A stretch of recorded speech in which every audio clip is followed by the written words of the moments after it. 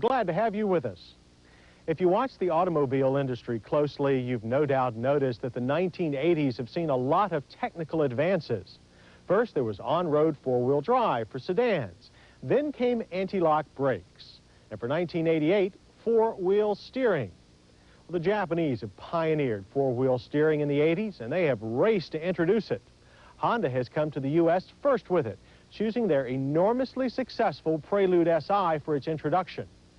But will the new system really make a difference, or has Honda just added a very expensive gimmick? The Honda Prelude SI with four-wheel steering looks about like any other Prelude SI. Only badges on the door pillars tell you it's different. So if you're the kind of person who likes to be the first on your block with a new toy, don't be disappointed if nobody else takes note. But maybe having four wheels turn at once is enough for your ego. And knowing how it happens is quite interesting. The Honda four-wheel steering is the first such system sold here, and unlike others to follow, it's purely mechanical. Turn the steering wheel less than 246 degrees, and the rear wheels will turn up to 1.5 degrees in the same direction as the front ones. This, in theory, should improve handling at higher speeds. Turn the steering wheel more than 246 degrees, and the rear wheels steer up to 5.3 degrees in the direction opposite the front ones. This gives better low-speed maneuverability. It also shortens the turning circle to a very compact 33 feet. From underneath, things don't look too complex, but the gears arrangement inside this rear steering box is a marvel. It takes its commands from a shaft connected to the front steering box. Wheel motion is then transmitted along conventional-looking links. While reliability shouldn't be a worry, we'd hate to see the repair bill after a rear-end collision. So does a four-wheel steer Prelude handle any differently? Well, it's very hard to tell. The two-wheel steer Prelude is already a great handling sporty coupe. The four-wheel steer Prelude doesn't feel too much different in the slalom. You can go a little faster and turn a little later without having the tail end come unglued. So far, we found four-wheel steer cars to be less than a second faster in a slalom than similar two-wheel steer cars. As speeds climb, however, it is apparent that four-wheel steering gives the driver a little more room for error. But both Mazda and Porsche have rear suspension systems that provide the same outcome without the complexity of extra steering gear. And in everyday driving, you will be hard-pressed to notice any real advantage to the Prelude's four-wheel steering. But the story is much different at crawl speeds. Ever been boxed in? Well, getting into and out of tight parking spaces in the Prelude four-wheel steer is a snap. Although, since the car turns sharper than you'd expect, parking takes some practice. But there's more to the 88 Prelude than four-wheel steering, such as a 0 to 60 time of 9 seconds, and a quarter-mile run that ends in 17 seconds at 81 miles per hour. Those good times are due to the Prelude SI's new 2-liter double overhead cam 16-valve four-cylinder engine.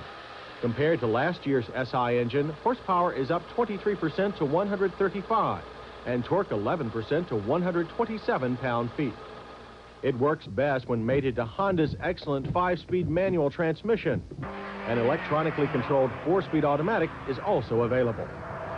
Braking is accomplished by four-wheel discs, which bring the Prelude down from 55 with an average distance of only 106 feet.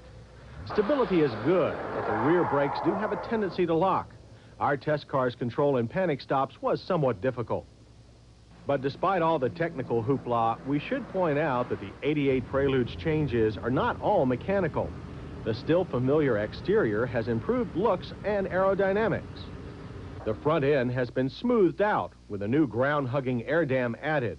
The engine has been canted rearward, so the hood line could be lowered substantially to improve the driver's forward visibility.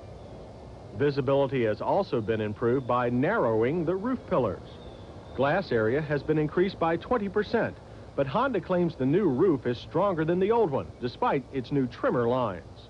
And the rear end has also changed, with last year's separate spoiler now integrated into the trunk lid. Inside, there's less textured plastic and more room. Typically, the dash is well laid out, with all controls clearly marked and easy to reach. Gauges are good but basic, Wouldn't mind seeing a voltmeter or oil pressure gauge added in the future. The front bucket seats are firm, but very comfortable. Support is good. Adjustments are manual, but they make it easy to tailor the seat to any driver. Front seats include door-mounted passive seat belts. We have to live with them, but we would like to see a more convenient control lever for the tilt wheel. It's too far down the steering column. But we have no complaints about the steering wheel mounted cruise control buttons. They let you keep your hands on the wheel. We're also impressed by the easy-to-use climate controls and the excellent cassette stereo. It uses 2 antennas for improved radio reception. The rear seat is typical for a 2-door coupe. It loses points for legroom, but gains some for shoulder belts. The trunk offers plenty of luggage space and a moderate liftover, and loading big suitcases is easy despite a short opening. There's even more luggage space if you fold the rear seat back flat. The EPA estimates the Prelude's fuel economy to be 23 city, 27 highway. Our mixed driving loop returned a moderate 25 miles per gallon. But there's nothing moderate about the price. Virtually...